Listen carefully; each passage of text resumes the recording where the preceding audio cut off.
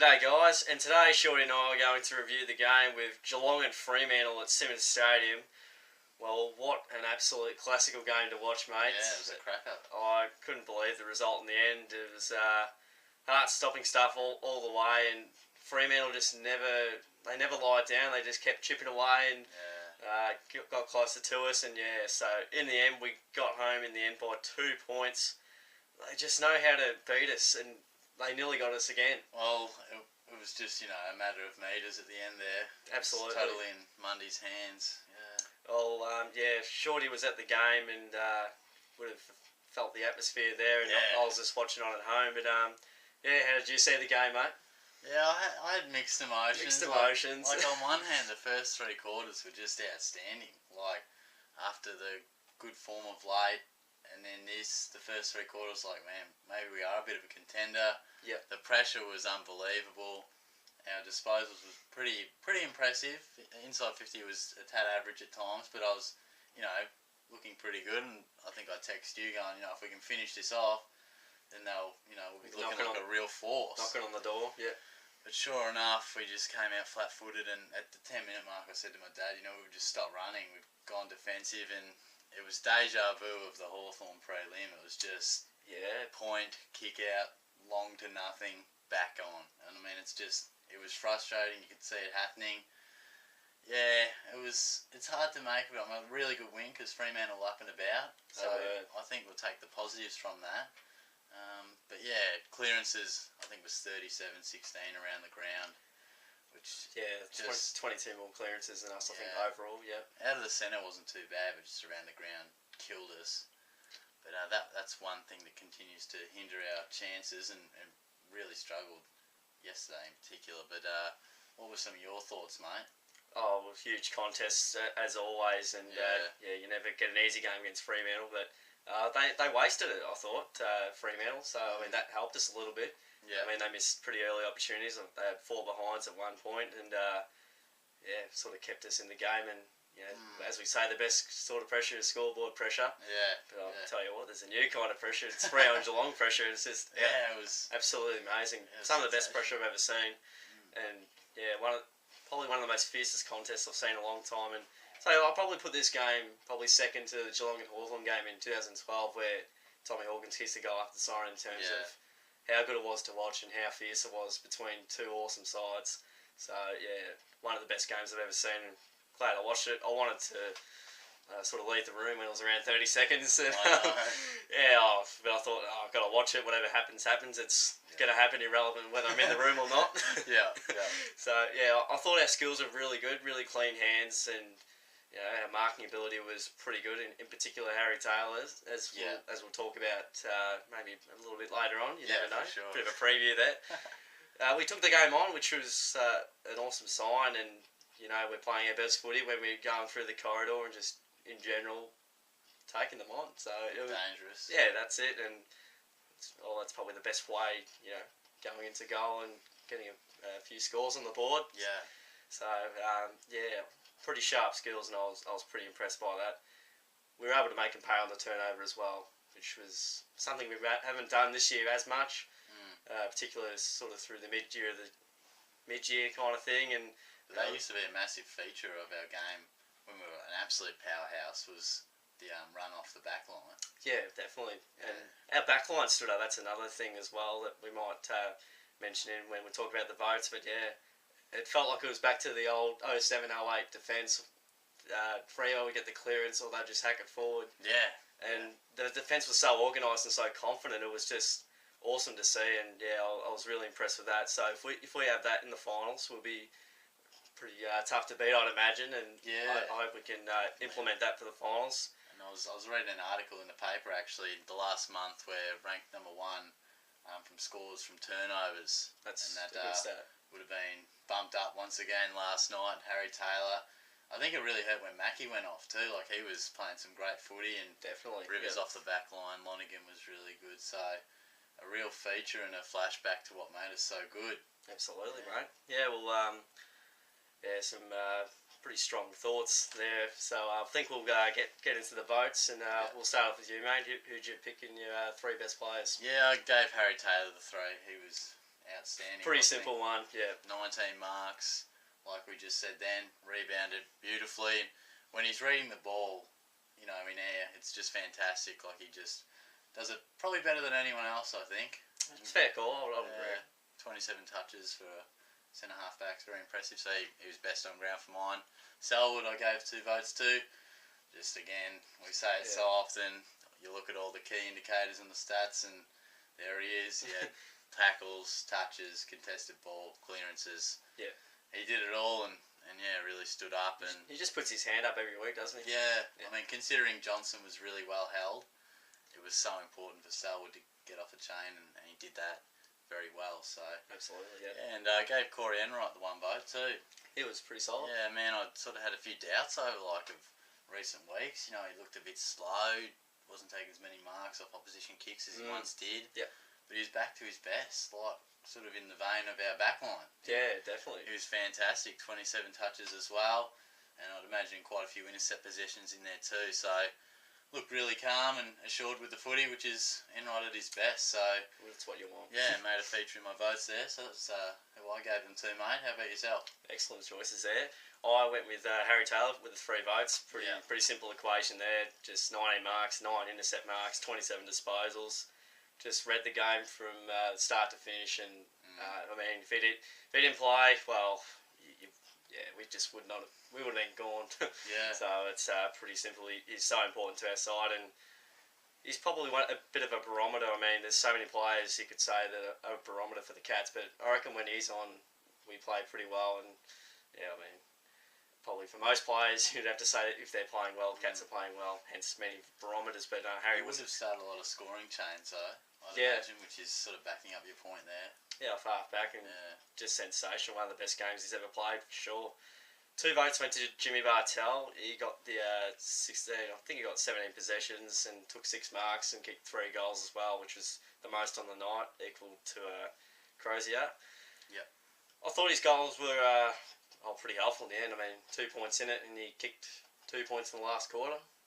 So would have been nice if he sealed the deal with a couple of those shots. Absolutely, yeah.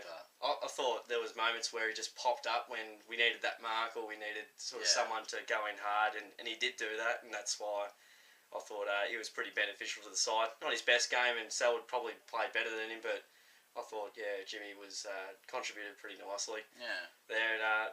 For the 1 vote, I went with James Kelly. He got the 22 disposals and took the 3 marks and 8 tackles as well.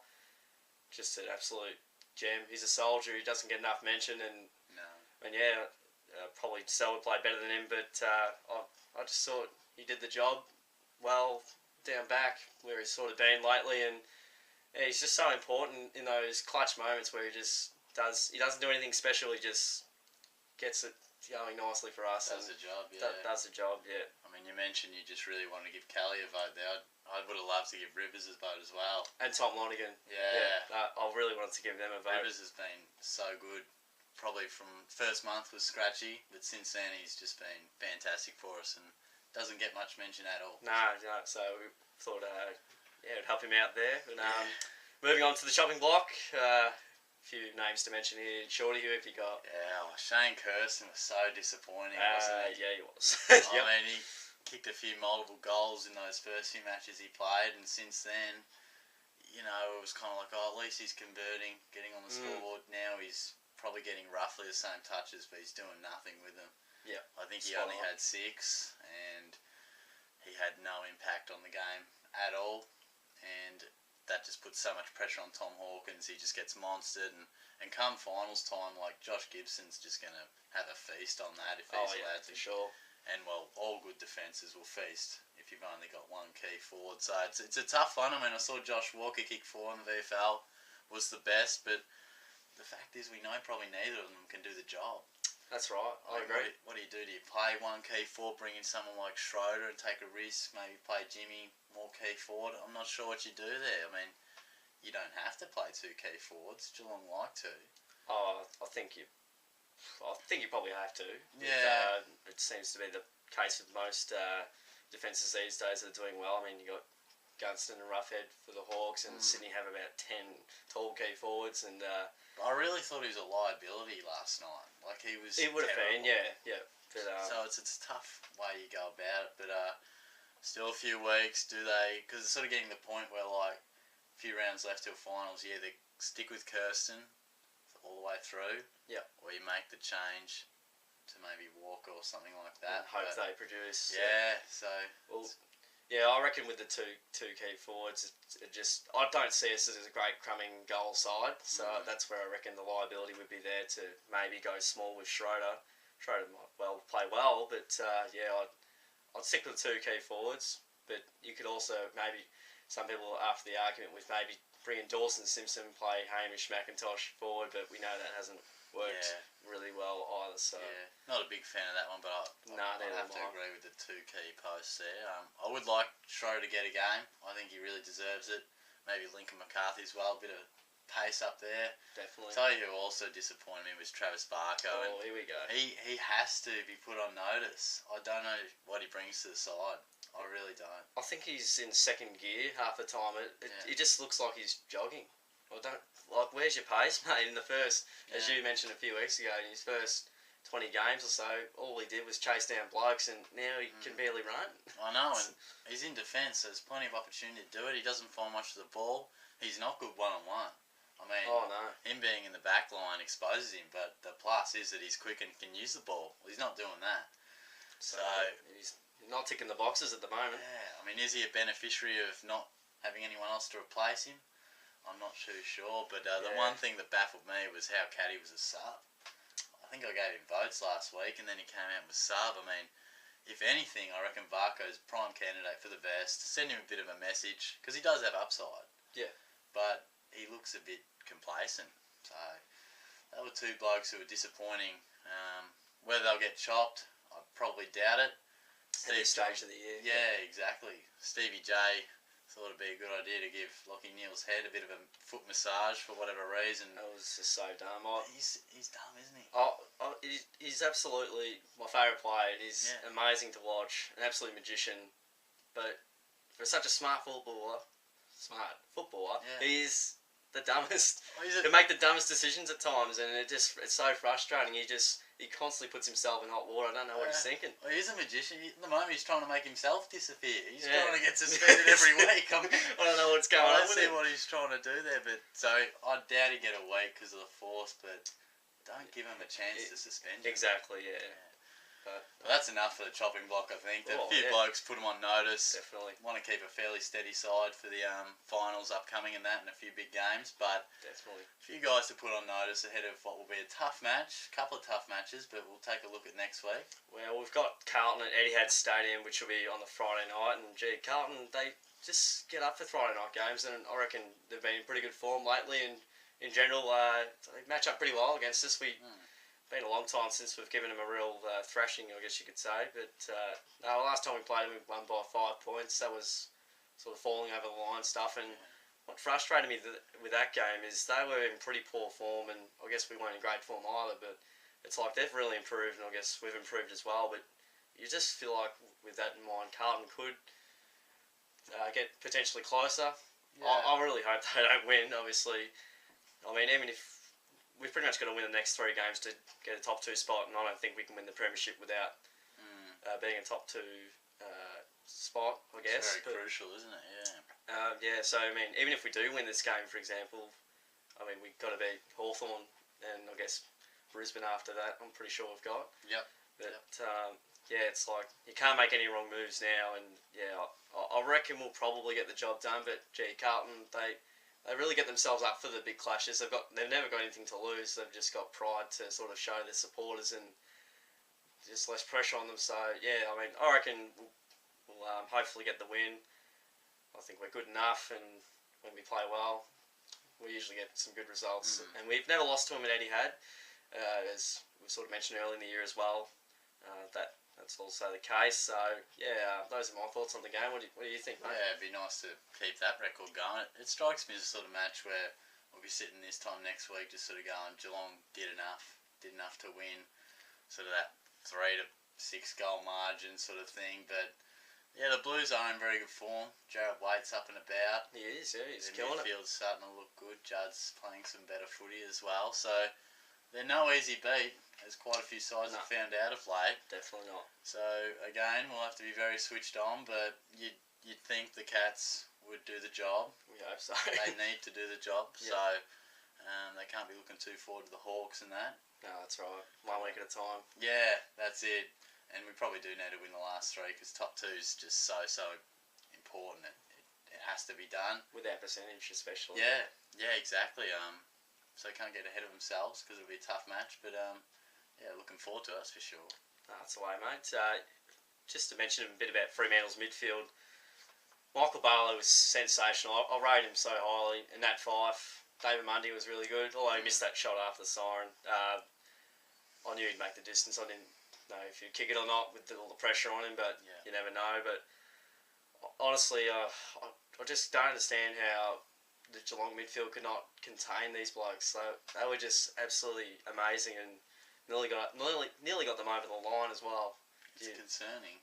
We really need to sort of, I guess, have a bit of a clamp on the players that can cause some real mischief. I mean, I cringed every time we handballed it back to a player where Nat Fife was around. It's like, he's arguably the best tackler in the competition, and you're just giving him a chance to make a greater impact on the game. So he's an absolute jet. He's last night, he was fantastic, and he'll probably get Brownlow votes, which is disappointing for him.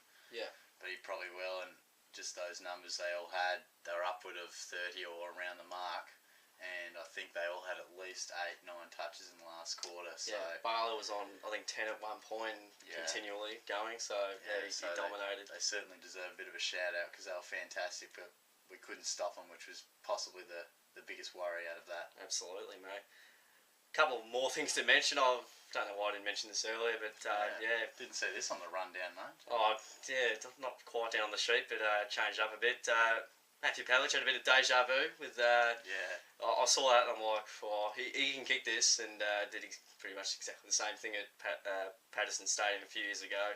Obviously, other post, but and this is the first time we've kicked more than 11 goals against Fremantle since the start of 2012. So it's been about roughly 4 games since then. So they know how to contain us, but big game against Carlton. I reckon we'll get the job done, but I'm not going to say it with a whole lot of confidence. Depends on how we play, and play well, the scoreboard takes care of itself. Yeah, exactly. We play like we did against Freo, we'll win. Oh yeah, definitely. Yep. All right. Well, bit of a long review there, but those are our thoughts. Feel free to comment your thoughts on the game, and also like the video if you enjoyed it. Don't forget to subscribe to us. We've got we'll probably have an annotation here that you guys will be able to see. I'll usually put it at the start of the video and at the end. If you forget to do it at the start, I just can't be bothered. Or want to see how good we actually are, and then maybe click the subscribe button at the end. But don't forget to check out my mate Darijoe, who does the Geelong Goal video highlights each week. Outstanding competitor, this bloke, and he just knows how to get the job done week in, week out.